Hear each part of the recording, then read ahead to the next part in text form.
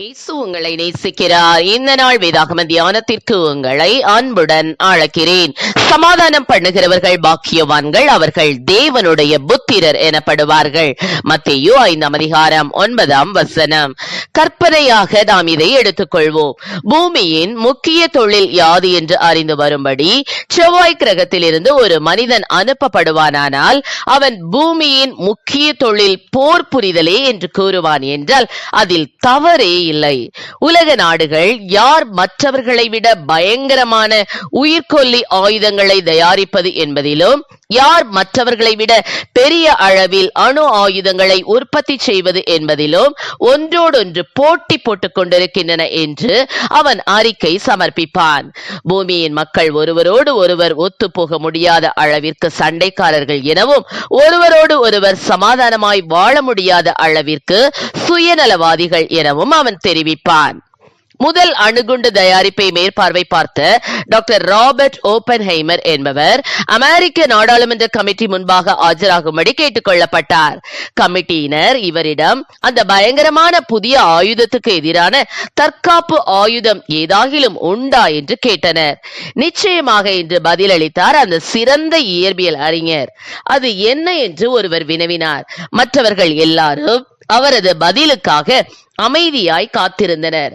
புகழ்பெற்ற அந்த விஞ்ஞானி சமாதானம் என்று மெல்ல பதிலளித்தார். அப்பல்லோ விண்வெளி களத்தின் குறிக்கோள் நாங்கள் மனுக்குலம் அனைத்திற்காகவும் சமாதானத்துடன் வருகிறோம் என்பதாகும். விண்வெளி வீரர்கள் நிலவில் தரையிறங்கிய அமைதி கடல் என்னும் இடத்தில் நாட்டி வைத்துவிட்டு வந்த பெயர் பலகையில் இந்த குறிக்கோள் தான் எழுதப்பட்டிருந்தது. விண்வெளி வீரர்களான நீல் ஆம்ஸ்ட்ராங்கும் ஆல்ட்ரினும் நிலவிலே தாங்கள் அற்புதமான அமைதிமிக்க ஓரிடத்திலே இருப்பதை கண்டார்கள். அது ஏன் என்று உங்களுக்கு தெரியுமா? அங்கே அதுவரை மனிதர்கள் யாரும் சென்றதில்லை. ஆம், எனக்கு அருமையானவர்களே, எல்லாருக்கும் ஏராளமாக பணம் இருந்தால் சமாதானம் வந்துவிடும் என்று உலகம் நினைக்கிறது. ஆனால் சொத்து சுகங்களில் மக்கள் சமாதானத்தை கண்டடையவில்லை. போராயுதங்கள் அனைத்தும் அழிக்கப்பட்டு விட்டால் உலகத்தில் சமாதானம் வந்துவிடும் என்று நினைக்கின்றனர். எனினும் ஒரு கைத்துப்பாக்கி கூட இல்லாமலே காயின் ஆபேலை கொன்று போட்டான். பிரச்சனையே மனிதனின் இருதயம்தான். சிலர் சமாதானத்தை ஒரு பாட்டிலில் தேடி பார்த்தனர். ஆனால் அதை அங்கே காணவில்லை.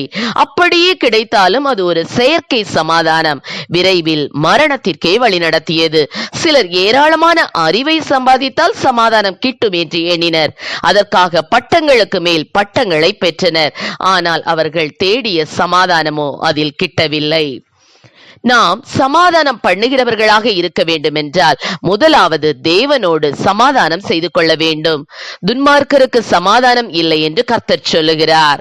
ஏசாயா தீர்க்கதரிசி சமாதான வழியை அறியார்கள், அவர்கள் நடைகளில் நியாயம் இல்லை, தங்கள் பாதைகளை தாங்களே கோணலாக்கி கொண்டார்கள், அவைகளில் நடக்கிற ஒருவனும் சமாதானத்தை அறியான் என்று சொல்லுகிறார். தாவீது சமாதானத்தோட படுத்துக்கொண்டு நித்திரை செய்வேன், கர்த்தாவே நீர் ஒருவரே என்னை சுகமாய் தங்க பண்ணுகிறீர் என்று கூறுகிறான்.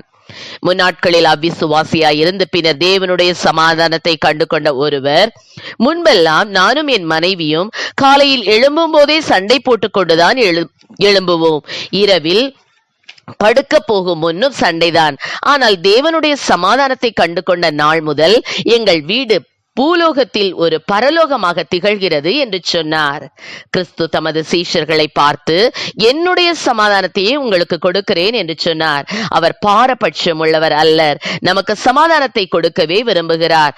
ஆனால் நாம் கலகத்தின் அடையாளமான சிவப்பு கொடியை தூக்கி பிடித்துக் கொண்டிருக்கும் வரையிலும் அவர் நமக்கு சமாதானத்தை தர முடியாது. நாம் தேவனுக்கு எதிர்த்து நிற்பதை நிறுத்த வேண்டும். அவரை நமது வாழ்க்கைக்கு வெளியே விட்டு கதவை அடைப்பதை நிறுத்த வேண்டும். நாம் அவருடன் சண்டையிடுவதை நிறுத்த வேண்டும். நாம் அவரிடம் சரணாகதி அடைய வேண்டும். கிறிஸ்துவை இரட்சகராக ஏற்றுக்கொள்வதை தொடர்ந்து வரக்கூடிய சமாதானம் வெறும் உலக பிரகாரமான சமாதானத்தை காட்டிலும் மேலானது.